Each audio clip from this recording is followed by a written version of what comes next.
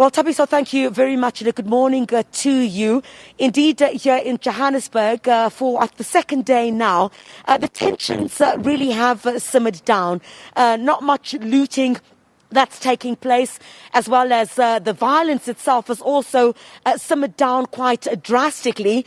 Police are still having a very strong presence here in the township that we've also seen as one of the areas that have been affected by days of looting and violence. What we're seeing now is the after effects of what has taken place. Just yesterday, we had been at a number of stores where you had people queuing for close to 3 hours to try and buy essentials, and buy essentials at shops basically that were not looted in the ongoing violence. And where I'm standing here this morning, petrol stations, you would have heard, are also experiencing problems now. We understand that there's been panic buying that's been taking place. Last night, when I managed to drive past one of the petrol stations, not far from the SABC, we were told that they'd run out of 95. When we crossed that place this morning, they indicated that there were people who managed to deliver some fuel last night. But here in the township, here in Soweto, we're starting to see quite a lot of petrol stations that have completely closed for several days now. This petrol station where I am has had no petrol since Wednesday. They've actually shut the whole place down. They say they're afraid they're going to lose millions. This is one of the garages that is on one of the main roads here in Soweto.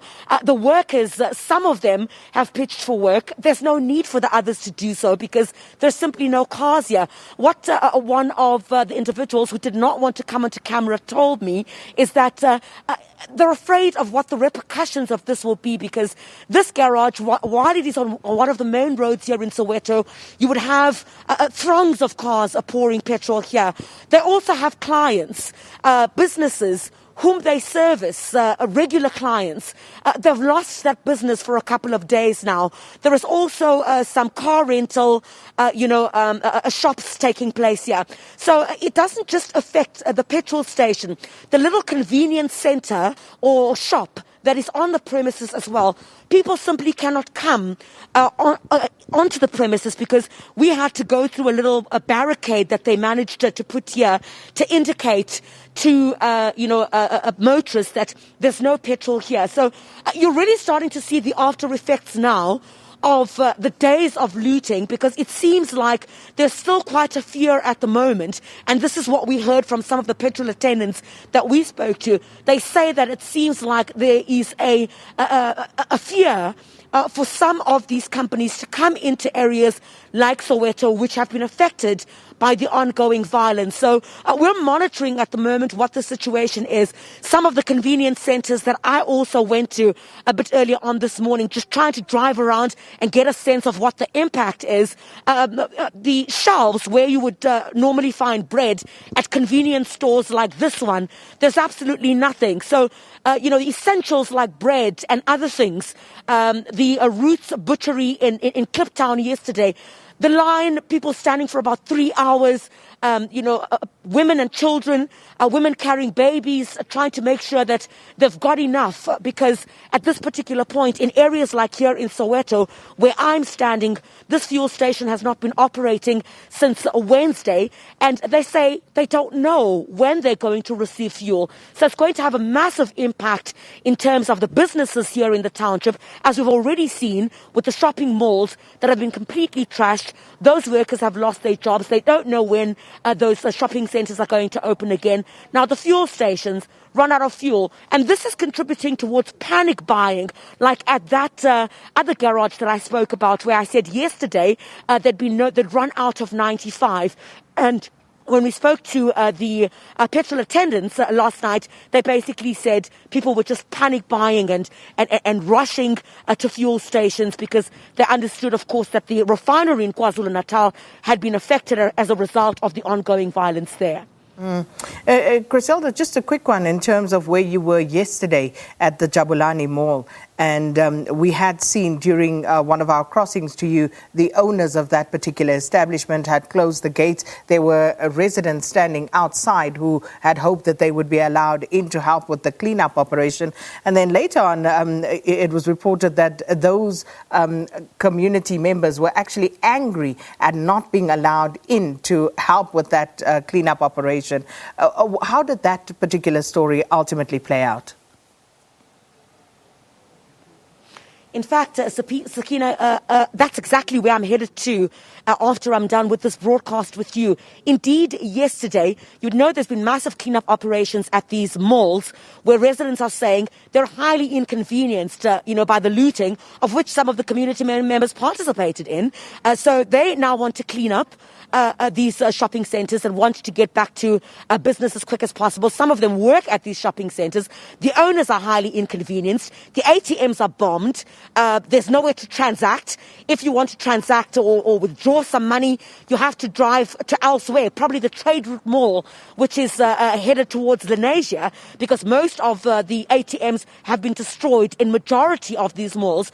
Yesterday at the Jabulani Mall, residents were told to come and assist with cleanup operations.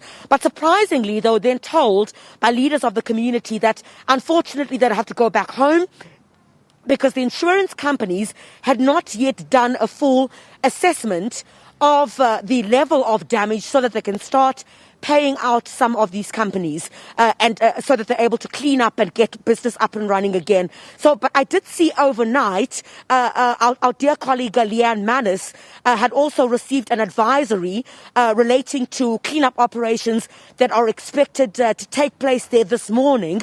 So I will be headed there to see how that's going to pan out, whether people are going to be allowed to assist. I mean, community members showing up yesterday, as you saw, with pails, their own brooms from their houses, mops and anything that they can find to assist in the cleanup operations. So we're expecting that to get underway today. We'll certainly monitor it. I'm off to that part of Soweto when I'm done here. But also a little bit later on, we're hoping to get an update from the Gauteng Premier, David Makura, who's going to visit Vosloorus. And in Vosloorus, you recall, Sakina, was that that's where we also saw quite a lot of the violence that had taken place. The Chriselda Mall, you'd recall just 2 days ago, we were live there. That mall had been torched. That's where we understand we're going to go to. Perhaps we'll be able to get an update from the Gauteng Premier as well in terms of where do we stand in terms of arrests? Have they assessed the damage yet? Or at least do they have some headway in assessing the damage, because it's going to take a couple of days. There are many areas that have been destroyed. Get an update as well in terms of the death toll, which continues to rise in the province as well. I know that yesterday when members of the religious community had visited the area at the Ndofaya Mall, where 10 people had died in a stampede, religious leaders said that that number had actually gone up to 11. So we'll also try to get that kind of confirmation, because certainly with concerns about the loss of life, the increase in the loss of life, we'll get an update as well from the Premier about where the situation is in Gauteng at the moment. Where are they monitoring potential hotspots? What is the death toll? And whether they've managed to do some kind of assessment in terms of the damage done. Chriselda, indeed, we'll return to you later on in the show, but that's where we'll leave it for now. Chriselda.